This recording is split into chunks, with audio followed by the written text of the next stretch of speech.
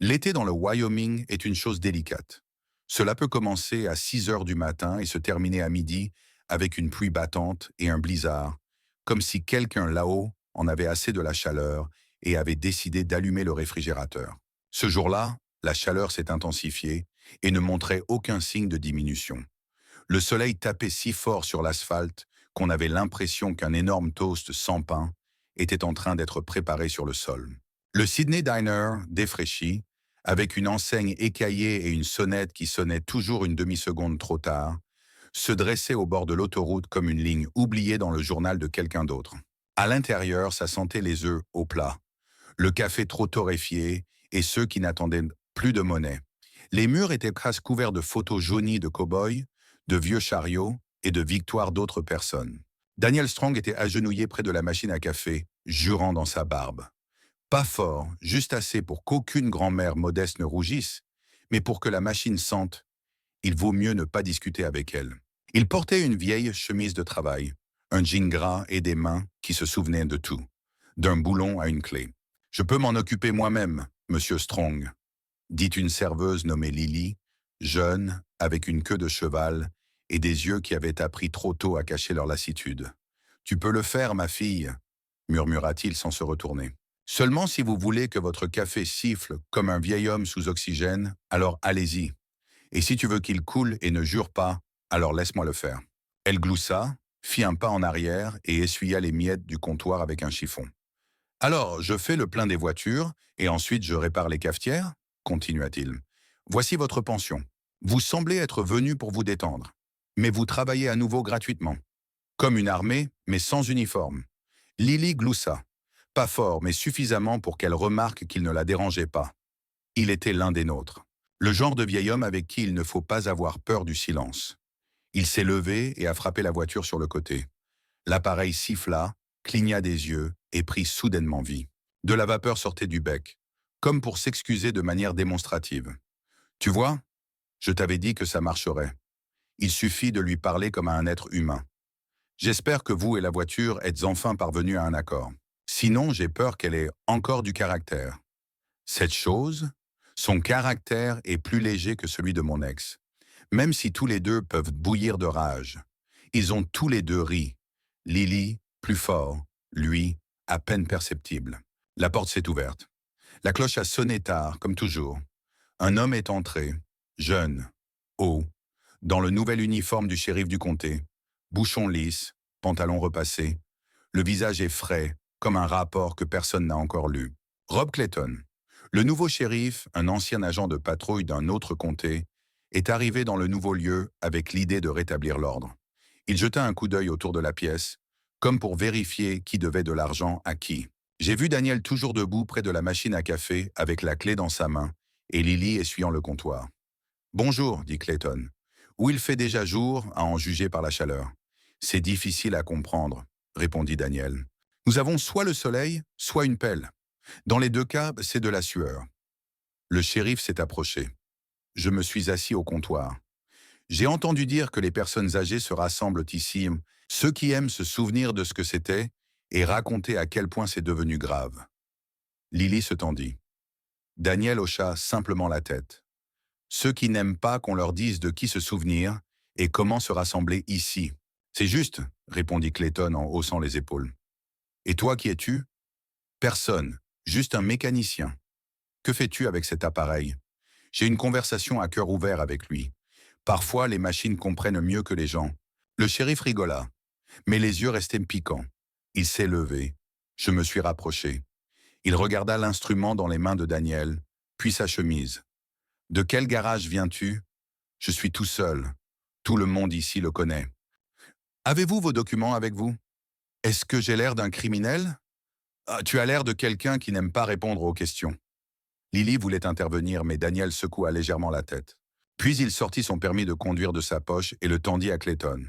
Il l'étudia et plissa les yeux. « Daniel Strong, 62 ans, pas d'adresse. Où habites-tu? J'ai une caravane à la périphérie. Demandez. Il est conscient. Tu viens souvent ici? Presque tous les jours. Vous aurez le temps de vous y habituer. » Le shérif a remis les documents. Silencieusement. Puis il s'avança soudainement et attrapa le poignet de Daniel. S'il te plaît, viens avec moi. La base? Je n'aime pas ton activité. Vous vous comportez trop librement, peut-être sous l'influence de l'alcool. Êtes-vous sérieux? Plus que. Allons-y. Où devrais-je appeler des renforts? Appelez au moins l'entreprise.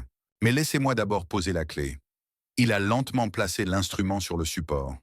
Je me suis retourné. Il a tendu les mains. N'oublie pas.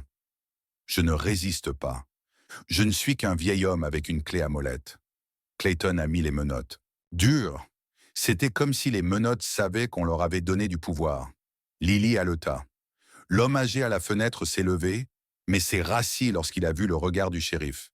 Daniel ne tremblait pas. Il se tenait calmement. Et seulement avant qu'il ne l'emmène, il se tourna vers Lily. « Fille, demande à quelqu'un d'emmener mon chien à la caravane. Il n'aime pas être seul. » « Monsieur Strong, tout ira bien. C'est juste un test, n'est-ce pas, un officier ?» Clayton n'a pas répondu. La porte s'est fermée. Et dans la tête de Lily, il ne restait qu'une seule phrase, qu'elle entendit lorsqu'il la murmura au shérif à la sortie. « Laisse-moi passer un appel. Un seul. Nous venons tout juste de commencer cette histoire, mais croyez-moi, elle va devenir encore plus intense. Restez à l'écoute pour découvrir ce qui se passe lorsque le héros est confronté à une injustice encore plus grande. » La station sentait le désinfectant bon marché, le papier et quelque chose d'invisible mais irritant, comme s'ils essuyaient les tables tous les jours, mais oubliaient de tolérer les préjugés. Daniel était assis sur une chaise dure, les mains derrière le dos, le visage calme, mais le regard comme celui d'un homme qui n'est plus surpris par rien d'autre que sa propre patience. « Tu peux enlever les menottes. Je n'ai pas l'intention de sortir par la fenêtre, » dit-il en regardant le plafond. « Mais si vous me donnez 1 minute et un tournevis, les chances augmenteront considérablement. » Le shérif Clayton était assis en face de lui, tapotant ses doigts sur la table. Il attendait quelque chose. Peut-être pour que le vieil homme s'effondre. Peut-être pour que quelqu'un de plus haut placé approuve ce qui était déjà devenu trop. « Vous ne demandez pas pourquoi vous avez été détenu? Je sais. Avec plaisir. C'est beaucoup plus pratique. Il n'est pas nécessaire d'écrire un protocole. Il suffit de ne pas aimer et de paraître suspect. Des formalités administratives simples. N'oubliez pas d'écrire le nom correctement. » Clayton plissa les yeux. Il n'aimait pas qu'on lui parle comme s'il était une machine à café cassé. « Votre comportement sur le lieu de détention était agressif. Des témoins affirment que vous avez refusé de suivre les instructions. » Des témoins? Est-ce que c'est Lily? Elle vient de remporter le prix de la serveuse du mois, je crois. Il est peu probable qu'elle mente. Où as-tu demandé au mur? Le shérif se pencha en arrière. Vous aurez le droit de passer un appel. 1. Comme prévu. Oh, vous êtes aussi gentil qu'une infirmière sous perfusion le matin. Il a dicté le numéro. Pas le genre de choses que vous transportez sur un morceau de papier dans votre portefeuille. Le genre de souvenirs qui se cachent au plus profond de nous, à côté de souvenirs qui ne sont pas toujours agréables à retrouver. Le numéro appartenait à une femme qu'il n'avait pas vue depuis plus de 15 ans. La voix qu'il a entendue pour la dernière fois était aux funérailles de sa femme. Puis elle a dit « Tu as déjà fait ton choix, n'appelle pas. » Et il n'a pas appelé. Jusqu'à aujourd'hui. Quelque part à Chicago, dans la salle de rédaction d'une chaîne d'information, Catherine Miller, journaliste d'investigation, lauréate de plusieurs prix et critique constante de tout ce qui ressemble à la version gouvernementale, était assise avec une tasse de café pour la 3e fois et jurait devant l'écran. Son éditeur a encore manqué le délai et l'histoire des vétérans disparus en Arizona a été bloquée. Le téléphone a vibré, le numéro n'était pas enregistré, mais familier. Le cœur a raté un battement. Elle s'est figée.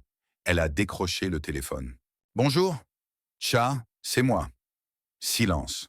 De l'autre côté, le signal semblait bourdonner, mais c'était une pause, tendue, comme une corde cassée depuis longtemps. « Je n'ai pas appelé. 15 ans. Je me souviens.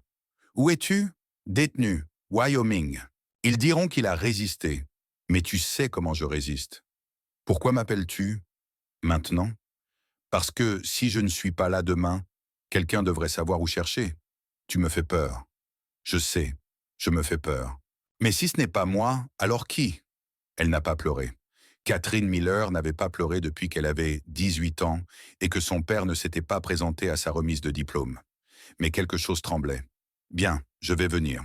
Il n'a pas dit merci. Il a juste expiré brièvement. Tu peux le faire. Comme toujours. La connexion a été perdue. À la gare, Daniel a raccroché. Je me suis tourné vers Clayton. Tous, il y a eu un appel. Maintenant, je pense que je peux remettre les menottes. Pour le bien de l'ordre. Le shérif n'a pas répondu. Je viens de me lever et de sortir de la pièce.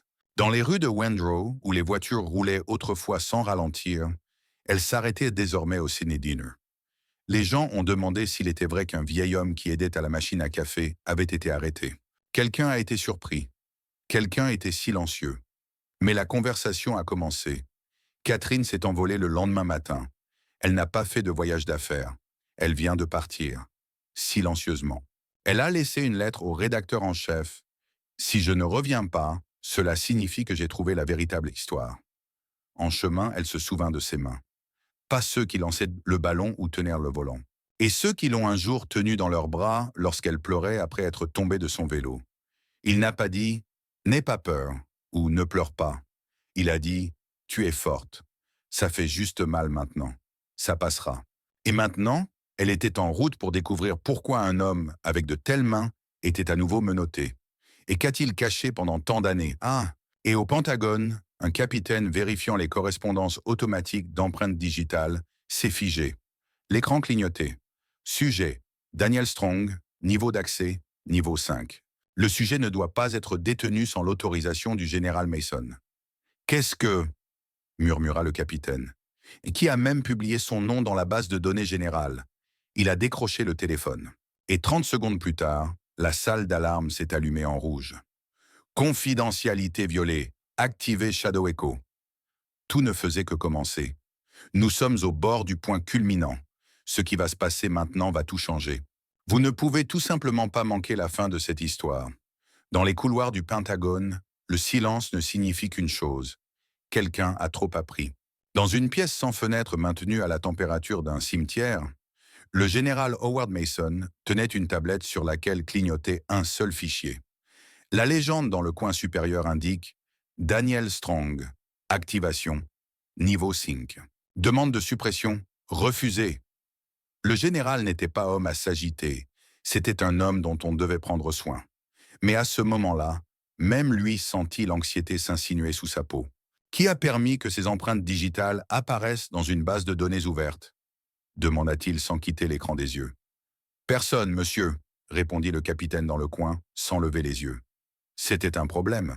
Il a été arrêté dans le Wyoming, shérif local, apparemment selon la procédure habituelle de prise d'empreintes digitales. Mais le système a fonctionné comme il le devait, interrompit Mason. Mais les gens, non. Préparez l'avion. J'y vais personnellement. S'il parle en premier, nous n'aurons plus rien pour nous justifier. Windrow a continué à prétendre être une ville. Prétendre que tout est sous contrôle, que la vie se déroule comme prévu, que les personnes âgées ne sont pas menottées et que les jeunes shérifs ne jouent pas aux cow-boys. Mais les rumeurs se propagent plus vite dans la ville que l'essence sur l'asphalte chaud. Au Sydney Diner, Lily lavait les sols, comme pour éliminer les restes d'injustice. Un couple de personnes âgées était assis dans un coin, buvant du café en silence, comme s'il attendait que quelqu'un dise que tout cela n'était qu'une farce. Cassie, la femme du propriétaire, lisait le journal, mais c'était la même ligne pour la 3e fois. « Tu as entendu ?» demanda-t-elle doucement. « Ils disent qu'il a été emmené au poste de police et qu'il y est toujours détenu. »« Pourquoi ?» murmura Lily. « Pour avoir agi trop calmement. » Et il savait trop bien ce qu'il faisait. Dans le bureau du shérif, Clayton était assis, les doigts joints. Son regard était intense, comme celui d'un homme qui avait essayé de construire une carrière dans le spectacle et qui avait accidentellement marché sur une mine. « Qui est-il » demanda-t-il lorsqu'une employée fédérale entra dans la station. Une femme en tailleur, avec un badge qui n'expliquait rien d'autre que qu'elle pouvait franchir n'importe quelle porte sans frapper. Son nom est Daniel Strong, ancien Marine, participant du programme Reverse Point. Et c'est mauvais? C'est pire que mal. Il s'agit d'un programme qui a été nettoyé de toutes les archives, parce que son existence remet en cause les politiques de la moitié des ministères. Je ne pouvais pas savoir. Tu n'étais pas obligé. Il fallait juste laisser le vieil homme tranquille. Mais maintenant, c'est trop tard. Elle a sorti un dossier. Il contient des photographies en noir et blanc, des images satellites et des transcriptions de négociations. et un document avec une marque rouge, top secret, ne pas divulguer même après la mort. Dans la cellule d'isolement, Daniel était assis tranquillement. Il n'a pas parlé aux gardes, n'a pas demandé d'eau, n'a pas exigé d'appel téléphonique. Il a juste attendu. Son regard était dirigé vers le plafond, comme s'il y voyait quelque chose que les autres ne remarquaient pas. Soudain, la porte s'ouvrit, et il entra. Général Howard Mason, 4 étoiles. Un homme dont le visage était connu de ceux qui signaient les lois, mais pas de ceux qui les payaient. « Bonjour, Dan, » dit-il en se tenant à l'entrée. « Te voilà, Howard. Je pensais que tu viendrais plus tard, quand il est trop tard. Je suis venu dès que j'ai pu. Tu venais toujours quand le feu commençait. Jamais quand cela aurait pu être évité. Nous ne pouvons pas en discuter ici. Nous ne pouvons en discuter nulle part. Parce que tu as signé un papier qui dit que rien ne s'est passé, et je l'ai vu, et je m'en souviens. Je suis venu pour te sortir de là. Pourquoi? Pour que je reste à nouveau silencieux? J'étais déjà silencieux. 15 ans. Tu n'étais pas censé être ici, et tu n'aurais pas dû signer la commande pour Echo. Mais nous voilà tous les deux là où nous ne devrions pas être. Mason s'est rapproché. Je me suis assis. Pour la première fois depuis de nombreuses années, face à un homme à qui il devait plus que la vie de la moitié de sa carrière. Un avocat vous sera fourni. Nous organiserons tout. Nous allons te faire disparaître. Et si je ne veux pas disparaître? Alors tu ne te détruiras pas seulement toi-même. Tu ouvriras les portes derrière lesquelles se tenaient les morts. Et ils ne sortiront pas comme ça. Ils parleront. Daniel rigola. Peut-être qu'il est temps que quelqu'un au moins dise la vérité. À ce moment-là, Catherine entra dans le bâtiment. Son regard était vif, sa démarche rapide. Elle a passé la sécurité sans demander la permission. Elle n'avait pas de maquillage sur le visage, seulement de la colère. « Où est-il » demanda-t-elle. « Tu n'as pas... Je suis une fille et un journaliste, et si tu ne me montres pas ton père maintenant, tu devras t'expliquer devant tout le pays. » Elle avait été transportée. La porte s'est ouverte. Il y a 2 personnes dans la pièce, le général et son père. Tous 2 restèrent silencieux. « Kate ?»« Pas maintenant, nous le ferons plus tard, s'il y a plus tard. » Mason se leva. « Nous ne voulions pas que vous vous impliquiez là-dedans. Je suis déjà impliqué, parce que tu l'as entraîné. Et maintenant, moi aussi. » Elle s'est approchée de Daniel, sans toucher, mais le regard était direct, sans vouloir offenser personne. Pas de pardon, seulement la vérité. Je suis arrivé, parce que tu l'as dit, parce qu'apparemment, il y a encore quelque chose que tu n'as pas réussi à détruire avec toi-même. Il hocha la tête. Tout ne fait que commencer. Les téléphones du bureau du maire du district sonnaient déjà. Le département métropolitain a émis une demande de libération immédiate de Daniel Strong et de cessation de toutes activités publiques. Mais c'était trop tard. Un journaliste du Washington Post était déjà assis dans le hall avec un ordinateur portable, et Newshouse avait installé une antenne parabolique. Le scandale commençait à souffler. Et avec lui, c'est vrai. La matinée à la gare a commencé avec l'odeur du papier, du café et une tension silencieuse qui flottait dans l'air comme la poussière dans une grange abandonnée, partout, même si on ne pouvait pas la voir. Le shérif Clayton marchait en rond comme s'il attendait que quelqu'un vienne annoncer que tout cela n'était qu'un canular. Mais personne n'est venu. Seulement le silence. Et aussi des appels. « Oui, madame, je comprends », dit-il au téléphone en s'essuyant le front. « Oui, nous avons déjà réglé ce problème. Non, il n'est plus en isolement. Oui, merci. » Il a raccroché. 10 secondes plus tard, une nouvelle. Catherine était assise dans la salle d'interrogatoire, feuilletant le dossier de photographie qu'elle avait apporté avec elle. À l'intérieur se trouvaient non seulement des images de son journalisme d'investigation, mais aussi des impressions d'anciennes images satellites et des documents qui lui avaient été donnés par les anciens collègues de son père. Elle ne les considérait pas comme une journaliste, mais comme une fille qui avait essayé de rester à l'écart pendant trop longtemps. « Tu veux vraiment faire durer tout ça ?» demanda Daniel, debout près du mur, appuyé sur le rebord de la fenêtre. « Tu as ta propre vie, des histoires, des récompenses, des fêtes pour des gens en costume coûteux. Ma vie est la vérité, répondit-elle. Et si la vérité vous concerne, elle me concerne aussi. Elle ne te rendra pas plus heureux. Le bonheur n'est pas un but. Le but n'est pas d'être celui qui garde le silence. » Il hocha la tête en silence. Il y avait plus dans ces mots qu'elle ne le pensait. Il les avait déjà entendus auparavant. juste dans un contexte différent. Dans une autre langue, avec d'autres victimes. Le général Mason entra dans la pièce et posa un dossier sur la table. Les documents qu'il contenait n'étaient pas des copies, mais des originaux. Pas avec des scans, mais avec quelque chose qui ne peut pas être détruit en appuyant sur une touche. Tout est prêt, a-t-il dit. Si vous décidez de jouer, nous n'avons qu'une seule chance. Je ne lirai pas un morceau de papier, répondit Daniel, et je ne filtrerai pas. Alors ils te mangeront. Qu'il en soit ainsi, mais au moins, ils s'étoufferont avec. Le lendemain matin, Catherine est passée en direct à l'antenne. Sa voix était égale, ses yeux froids, son discours dur mais pas hystérique. Elle n'a pas crié, elle a parlé, et chaque mot était un coup dur pour ceux qui étaient habitués à vivre sous le couvert du secret. L'opération Reversal Point a été menée à l'insu du Congrès, a-t-elle déclaré, sous la supervision d'entrepreneurs privés, en utilisant des formes expérimentales d'armes dont les effets n'ont pas été entièrement étudiés à ce jour. Mon père, Daniel Strong, était l'un de ceux qui ont refusé de participer. Son silence lui a coûté sa liberté, sa famille et 15 ans de sa vie. Maintenant que son nom a fait surface par accident, l'État a de nouveau tenté de le destituer. Mais cette fois, ça ne marchera pas. Ces mots se sont dispersés sur le réseau comme des allumettes dans une forêt sèche. Sur Twitter, dans l'actualité, dans les chaînes Telegram, tout le monde a commencé à parler. Ceux qui chuchotaient avant, ceux qui savaient mais avaient peur, ceux qui n'en avaient aucune idée mais qui étaient heureux d'ajouter de l'huile sur le feu. Une audience a eu lieu le même jour au tribunal local. Daniel était assis dans le couloir, le dos droit. Ses mains étaient libres. Le visage est comme celui d'une personne qui a déjà tout dit, mais qui se tait non pas parce qu'elle a peur, mais parce qu'elle attendait que les autres la rattrapent. Le juge est entré. La presse est derrière lui. À gauche du passage se trouvent des représentants du parquet militaire. À droite, c'est Mason, sans forme, en costume. Pas d'étoile, seulement avec des yeux qui montraient plus de fatigue que de puissance. « Monsieur Strong, dit le juge, prétendez-vous avoir été détenu illégalement ? Je prétends que j'ai été détenu parce que je ne correspondais pas au tableau. Comprenez-vous que votre performance peut avoir des conséquences ? J'ai déjà vécu avec les conséquences. Il est temps pour vous de vivre avec les conséquences. Êtes-vous prêt à être interrogé sous serment ? Toujours. Et c'est ainsi que tout a commencé, lentement au début. Questions, documents, formalités.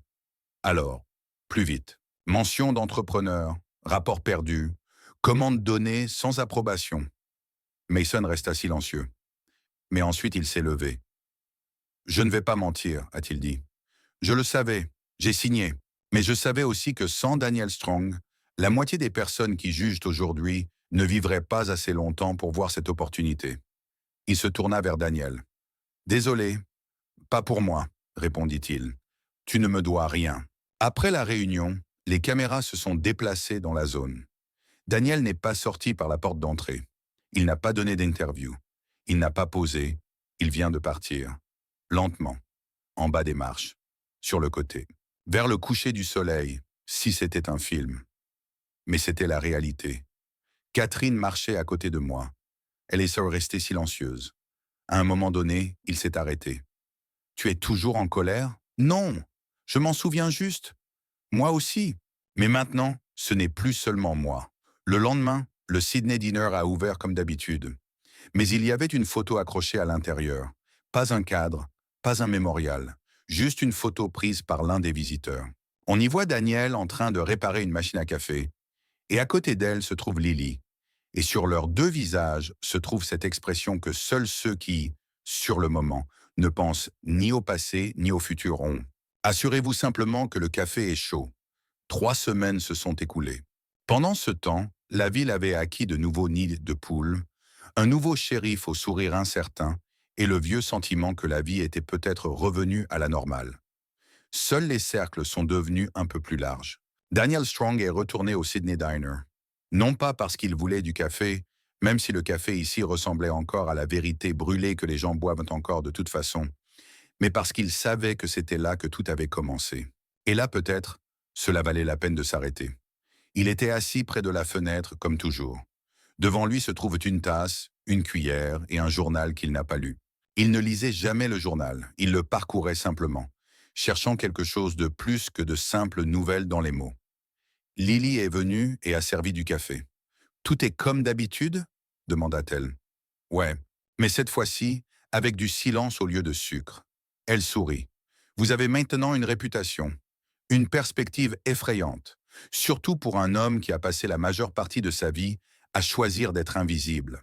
Eh bien, maintenant ils te voient. Ils le voient, c'est une chose. Ils comprennent autre chose. Elle hocha la tête, puis elle se pencha un peu plus près. Ils m'ont dit qu'une équipe de tournage était venue en ville. Ils veulent mal faire un film. Documentaire. À propos du café, au propos de vous. Alors laissez-les demander la cafetière. Il a vu plus de la moitié de la salle d'audience. Ils ont tous les deux ri, mais il y avait de la lassitude dans le rire. Celle qui arrive quand tu as déjà tout dit. Le café s'est rempli lentement. Les personnes âgées, jeunesse, une famille avec 2 enfants, un homme âgé en uniforme de vétéran. Il s'est approché de Daniel. Monsieur Strong, cela dépend de qui demande. J'ai servi en Irak. Mon nom était... Et c'est toujours le cas. Mike, je voulais juste te serrer la main. Daniel le regarda. Il n'y avait aucune adoration dans les yeux de Mike, que du respect. Quelque chose qui n'a pas besoin de drapeau ni de discours. Il s'est levé, serré la main. Merci, mais rappelez-vous, je n'étais pas le seul à être là, et je ne suis pas le seul à être revenu. Oui, mais vous n'êtes pas resté silencieux? Il resta silencieux, pendant longtemps. Et puis j'en ai eu marre. Après le départ de Mike, il s'est assis à nouveau. Il reprit le journal. Et encore une fois, je ne l'ai pas lu. Plus tard, vers midi, Catherine est arrivée, sans avertissement. Elle a simplement ouvert la porte comme si elle entrait non pas dans un café, mais dans une maison. C'est toujours pareil ici. Ça sent le pain brûlé et les occasions manquées, dit-elle en jetant son sac sur la chaise voisine. Je suis heureux que tu te sentes chez toi. Tu jures même comme ta mère. Maman ne m'a jamais grondé. Alors tu as eu ça de moi. Je suis désolé. Ou, s'il vous plaît. Elle s'est assise. Je l'ai regardée pendant longtemps, sans mots. Quoi? Il n'a pas pu résister. Je pense que ça vaut la peine de faire ce film après tout. Je pensais que tu n'aimais pas la romance. Ce n'est pas romantique, c'est l'explication. Je ne veux rien expliquer. Et je le veux. Je ne suis pas ici pour le prix. Je fais ça pour qu'au moins quelqu'un sache qu'il existe des gens comme toi. Pas dans les films, pas à partir de slogans. Et les vrais ne donnent pas d'interview. Ah, et ils ne disent pas « je suis fier de toi ». Mais peut-être qu'il est temps de commencer. Il est resté silencieux, puis il leva les yeux. Je suis content de te voir, et j'en suis fier. C'est super. Alors dis-moi où nous allons placer la caméra. Pas ici, mais pas dans ce café. Pourquoi? Parce qu'ici, je ne suis qu'un homme avec du café. Et pas l'ex, pas un vétéran, pas un scandale. Juste un gars qui a réparé une cafetière. C'est la scène la plus honnête qui existe. Ils restèrent assis en silence. Puis elle a sorti son téléphone. Elle a allumé l'enregistreur vocal. Alors Daniel, quand avez-vous réalisé pour la première fois que vous ne pouviez plus rester silencieux? Il a pris une gorgée de café. Il soupira. Quand les menottes ont craqué, je n'ai pas eu peur. Je me suis juste souvenu du nombre de fois où j'avais entendu parler de personnes malmenées. Et qu'as-tu ressenti? Il est temps de mettre fin à cet écho. Et ramène le silence. Il se tut à nouveau. Puis il ajouta, et ce serait bien de mettre à jour le café. C'est un combattant, certes, mais pas un éternel combattant. Ils ont tous les deux ri, et il n'y avait plus aucune douleur dans ce rire. Seulement la vie, juste comme elle est. Pas de médaille, pas de sous-titres, pas de gros titres dans les journaux. Et 2 jours plus tard, un petit panneau en bois est apparu dans la banlieue. On pouvait y lire « Des fondations solides. Aider les vétérans qui ne se retrouvent pas dans les rangs, mais dans l'ombre. » Il y a un petit banc sous le panneau. Il y a une gravure dessus. Parfois, il n'est pas nécessaire de tirer pour atteindre la cible.